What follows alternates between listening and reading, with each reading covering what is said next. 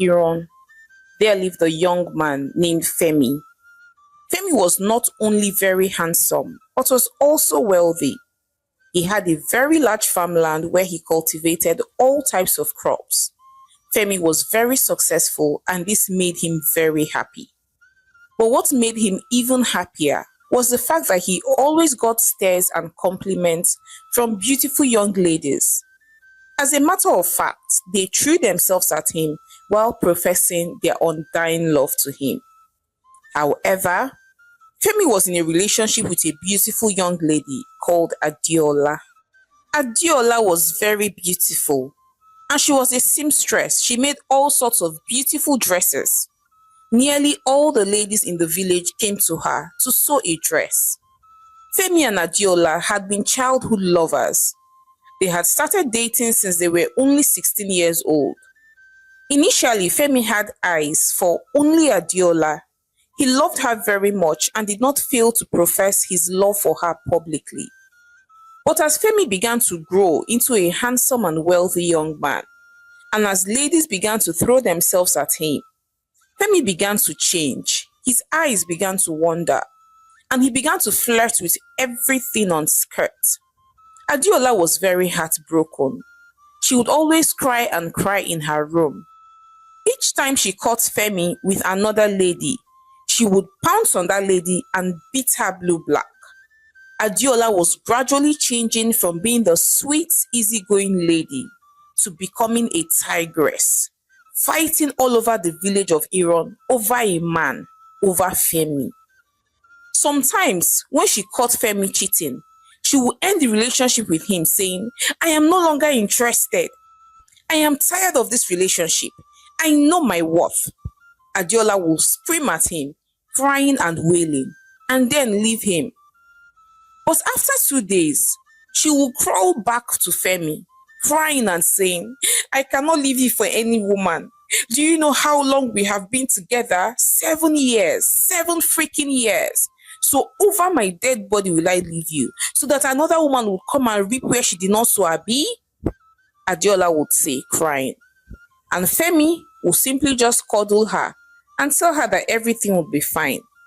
But the truth was that Femi did not care less whether or not Adiola left him.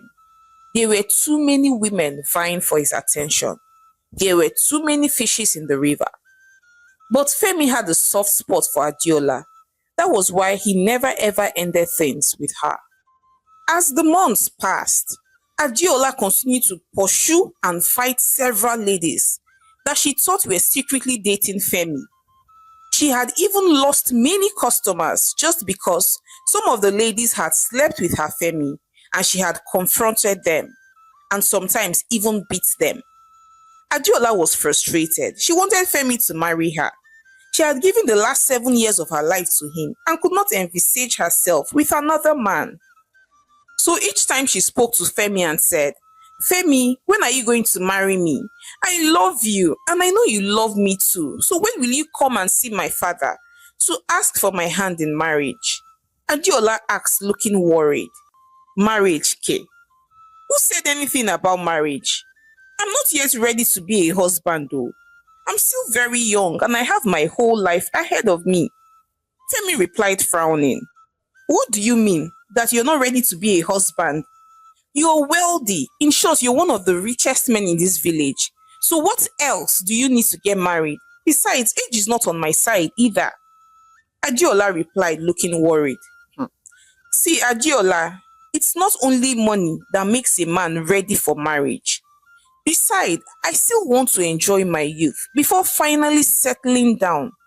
And if you think that time is not on your side, or if you think that you cannot wait for me, please, by all means, go ahead and marry someone else. I do not mind at all. No hard feelings." Femi said, frowning. "How can you say this to me, Femi? How can you say this to me? How do you think that I will be able to marry someone else? You're the only one that I love. Besides, don't you remember that we took an oath when we were only 16 that we were going to get married to each other?" Adiola replied, crying. "Please now, Adiola, stop crying. You know that I did not mean to hurt you. But I'm only saying that I am not ready. But if you can wait for me, oh, then no problem.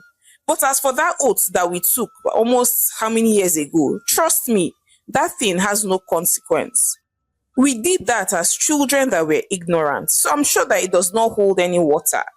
And if the fear of the repercussions of the oath is the only reason why you want us to get married, then my dear, do not bother yourself. That oath is meaningless. I give you my blessings to go ahead and marry anybody that you choose to marry. Femi replied very kindly. No, Femi, no, it's not just about the oaths. It's not just about the oath, but you know that I love you. I want us to get married. I will wait for you to be ready. I don't care how long it takes 5, 6, 10 years. I will wait for you. Adiola replied happily, and they both laughed and hugged. After that conversation, Adiola felt better. She began to feel like Femi's rightful wife. After all, Femi had asked her to wait for him to get ready. So every day, she would close her shop during the day and head over to Femi's house to go and carry out wifely duties. Femi had given her a spare key to his home. So Adiola would go to his home and sweep and clean the whole house and would even wash his clothes and then go ahead to cook food for him. Adiola told herself that she was only practicing to do what she would eventually still do as soon as she became his wife. And when she was done with all the chores, she would go back to her shop. But sometimes she would be so tired and exhausted from all the housework that she would end up not sewing any clothes that day. Her business was beginning to suffer. And as if that was not enough, at the close of work in the evening, she would still go back to Femi's house. By then, Femi would be back from work, and then she would sleep with Femi before going back home. Her mother, Mama Bisi, had called Adiola severally to caution her, saying, Adiola, Adiola, it is not a woman that pursues a man. Men are hunters. They go after the women that they love. Leave this boy Femi alone. Oh. He does not love you. There are better men like Ayomi, Ade, that want to marry you. They would literally lay down their lives for you. Why are you forcing yourself on a man that does not want you? You're even performing wifely duties for him. This boy is a community husband though, sleeping with everything on skirts. Adiola, Adiola, Adiola, how many times did I call you? Listen to your mother, oh. Listen to your mother, oh. What an elder sees while sitting down, a child would not see. Even if that child climbs the tallest Iroko tree, Adiola. Mama Bisi said, looking worried. Mama, I cannot marry any other person, no. Femi is my husband. Besides, you all don't know him as much as I do. You're all judging him. Femi really loves me, Adiola replied, sulking. Okay, oh, I have said my own. A word is enough for the wise, Mama Bisi replied as she walked away. But all of Mama Bisi's words fell on deaf ears, as Adiola not only continued to perform wifely duties for Femi, but also continued to fight other ladies that she suspected of having an affair with Femi. And she also continued to reject other suitors that were coming for her. She was patiently waiting for Femi to get ready to come and marry her. 2 years later, and Adiola was still waiting for Femi to be ready. Adiola by this time had even had 2 abortions for Femi, but Femi was still not ready. Femi was still busy philandering about and jumping from one lady's bed to the other.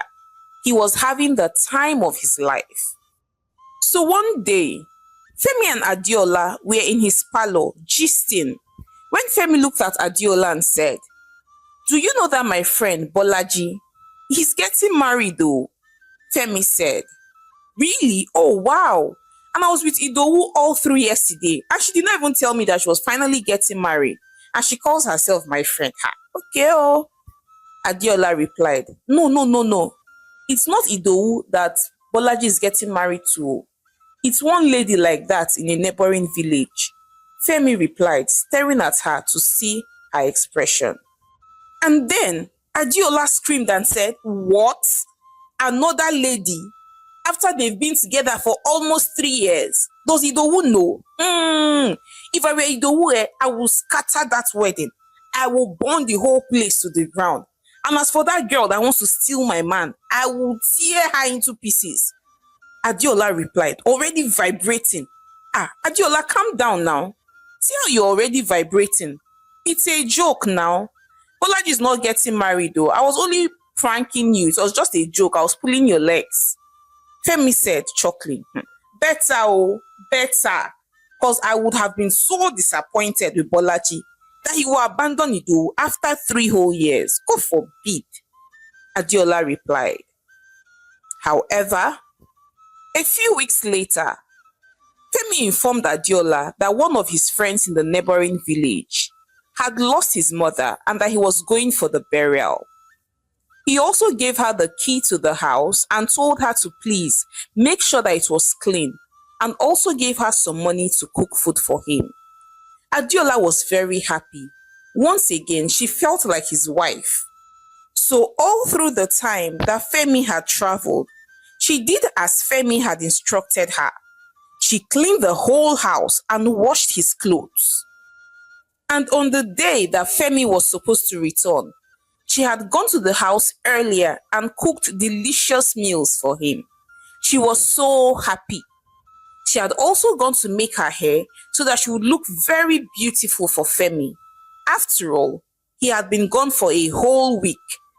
However, later in the evening, when Adiola got to Femi's house, she was surprised to see a crowd gathered around the house. Femi was back, but he was not alone. He was standing with a very beautiful young lady, and from her dressing and the people that were there with her, she looked like a princess, like she was from the royal family. Adiola was shocked. She was stunned to see Femi and the princess dressed in beautiful outfits, as though they just got married. So Adiola asked someone beside her what was happening, and the bystander told her that Femi had gotten married to Princess Ireti, the only daughter of King Agbana of Elenu village. Adiola was stunned. She did not know when tears began to stream down her eyes. She was motionless, a lot of emotions surging through her at the same time. A part of her mind told her to attack Princess Ireti and beat her blue-black like she had beaten other ladies. But the reasonable part of her told her to go back home instead, because she knew that she could not lay her hand on the princess or even Femi. If not, her head would not remain on her neck by the end of the day. So Adiola turned and left for her house in shame. By the time she got home, everyone had heard, her mom and her sisters. They all simply stared at her in shock. Adiola went straight to her room. She cried and wept profusely. She felt like a fool. Here she was, cleaning and cooking for Femi, and even washing his clothes. And he was busy getting married to someone else. She now remembered how Femi had told her about a story about Bolaji getting married to someone from a neighboring town. And then it occurred to her that he was simply referring to himself and preparing her for what he was about to do. Femi had deceived her. He had used her for 9 years and dumped her after she had had 2 good abortions for him. She wept and wept bitterly. After a while, Adiola could not take it any longer. So she decided to go and confront Femi by herself. So luckily for her, upon getting to Femi's home, she saw him in the compound, and then she said, Femi, how could you do this to me? After everything that I have done for you, Femi, 9 whole years, and this is how you want to pay me back. Femi, God will punish you. Adiola said, crying profusely. I'm so sorry, Adiola. I know that you have been good to me, But I am the problem. You're not the problem. You're too good for me. Please find a place in your heart to forgive me. Please try and move on. You're a very beautiful woman and you're a good woman too. And I'm sure that you will find a man of your own sooner than you think. Besides, if we get married, there is nothing to look forward to. There is no spark of fire in our relationship again. I believe we'll be better off with other people than with ourselves. Femi replied, feigning sadness. Ah, Femi, fire kill you there, spark kill you there. After wasting 9 years of my time, you're telling me we will be better off with somebody else care. Ah, oh, everybody warned me about you, but I did not listen. I did not, Femi, you have ruined my life. Adiola replied, crying, as she walked back home sadly and in shame. Throughout that night, Adiola could not sleep. Immediately it was 12 a.m. She stood up and undressed and went outside and started screaming, Ifa, Ifa, èmi ni Adiola, Adiola, ọmọ Mama Bisi. It is me, Adiola. It is me, Adiola, the daughter of Mama Bisi. Ah, I have come to ask for justice. I entered into a covenant with Femi and we promised each other never to marry another person. Femi has betrayed me and has gone to marry Princess Ireti. Ah, Ifa, I want justice. I want justice. Adiola screamed at the top of her voice, crying and wailing profusely. Meanwhile, Femi was busy enjoying his wife and consummating his marriage, while Adiola was there praying, wailing, crying and weeping. The following morning, Adiola went to shop as usual, expecting to hear bad news that Femi had been struck dead by Ifa. But to her greatest disappointment, nothing of such happened. Instead, Femi and his new wife, Princess Ireti, were enjoying their lives to the fullest. They were lovebirds and they were very happy in their marriage. Sometimes they would even take a stroll in front of Adiola's shop, laughing and gisting. Anytime Adiola saw Femi and Princess Ireti together, she felt so much pain that her chest would begin to hurt. She wished that she would die, that the ground would open up and swallow her. So whereas Femi and Ireti continued to enjoy their life and their home, Adiola continued to live in misery. A few months later, Princess Ireti found out that she was pregnant and she was very happy. Femi too, they were both happy. Their life seemed to be perfect and everything seemed okay. So when her tummy began to get bigger and became visible so that everyone could see that she was pregnant, Adiola became even more depressed. It seemed like her curse did not have any effect on Femi and his wife. She cried herself to sleep every night. She was getting very depressed. No man had asked her out, not to talk of asking her to marry him after Femi got married. She had become a second-hand material and had become a laughing stock in the village. Meanwhile, everything was going smoothly for Ireti. She had a very easy pregnancy. However, when she was close to her due date, Ireti had a dream, and in that dream, she saw a wicked, ugly, evil bird pursuing her and then collected a baby that was in her arms. She began to weep and weep in the dream and even woke up still crying, only to find herself in a pool of blood. She had had a miscarriage. She had lost her baby. She screamed at the top of her voice and Femi woke up looking afraid, only to find his wife in a pool of her own blood. Ireti narrated the dream that she had that night to Femi, and it dawned on them that that evil bird that Ireti saw had stolen their unborn child. Femi at once knew that this was spiritual. He suspected that this was the repercussion of going against the oath and his covenant of marriage with Adiola, but he refused to say a word to Princess Ireti about it. He just simply comforted her on the loss of their child, and they both prayed that it will not happen again. In a matter of days, the news had spread round the village that Princess Ireti had lost her unborn baby. When Adiola heard it, she was very happy. At least it seemed like Femi was not going to get away after all. A few weeks later, Ireti found out that she was pregnant again.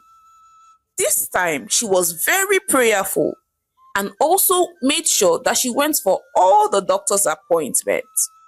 But again, when it was close to her due date, she had the same dream again, where an evil and ugly bird visited her and took her baby away. And she woke up in the pool of her blood. She lost that pregnancy again. At this point, Princess Ireti knew that this was not a joke. So she decided to go back to her village, to her kingdom, so she could see their own herbalist to know why she was losing her unborn babies. She knew that she had not offended anyone, so she did not understand why an evil bird kept on collecting her babies. Femi tried to talk Ireti against going to see their herbalist, but she refused. So upon getting to her native doctor's shrine in her kingdom, after some incantations were made by the chief priest, he looked at her and said, "Princess, your husband cannot have any child except by a lady named Adiola. Adiola is the only one that can give birth for him. They are already married in the spirit realm. They entered a covenant when they were younger, and Ifa will honor that covenant." The Baba replied emphatically. Ireti could not believe her ears. She thanked the Baba and went back home. As soon as she got to her house, she just began packing her bags. Femi was shocked. What is wrong with you now? Why are you packing your bags? Where are you going to? Say something to me. Femi asked, looking confused. So you still have the guts to ask me stupid questions. Why did you never tell me about Adiola? So you're betrothed to another lady and you came to marry me. Now Ifa is killing my children, and not just that. You can never have any children by any other woman except Adiola. So you want me to waste my time here with you, a whole princess, when you know very well that you are already married to another person? You must be mad. You're not even afraid. Princess Ireti screamed as she left angrily. Femi did not know what to do. He was confused. A few days later, the news had spread that the princess had left Femi for good because she had lost 2 babies, and that the native doctor had said that Femi was the cause. Femi felt so embarrassed everywhere he went. People kept on staring at him and whispering. Femi was frustrated. Adiola had heard all that had happened and was happy. She was patiently waiting for Femi to come back to her, to ask her for her hand in marriage, since she was the only one that he could ever marry. And truly, after a few months, Femi came crying and begging, and of course she forgave him, and they both got married. Adiola was very happy. This was what she had always wanted. This was what she had always dreamt of. But Femi, on the other hand, was sad. He felt caged. He now had deep resentment for Adiola. He felt trapped and wanted a way out. One day, he felt that he had had enough, and one early morning he picked up his bag and left the house before Adiola woke up. He just kept on walking and walking. Adiola, on the other hand, woke up later and saw that Femi had left the house and that some of his personal items were missing. She searched around for him, but no one knew where he went to. Adiola felt very frustrated. And 40 years later, Adiola had no husband, no child, and she still sat in front of their home every day, hoping that Femi would come back home one day. Hi, besties. It's your girl, Omalicha again. Thank you so much for watching my story to the end. So, I'd like to hear your thoughts on this one. What do you think? Do you think that Diola was very stupid to have forced herself on a man? And as if that was not enough, oh, like, even after the man had, packed up his bags and run away, like you're still waiting for him 40 years later. What do you think about that? Is that love or stupidity? Please share your thoughts with me in the comment section. And please, if you have not subscribed to my channel, please hit that subscribe button now. And please support your home girl, Omalicha, by liking my videos and sharing with your loved ones. So now, till I come your way again with more interesting stories, bye.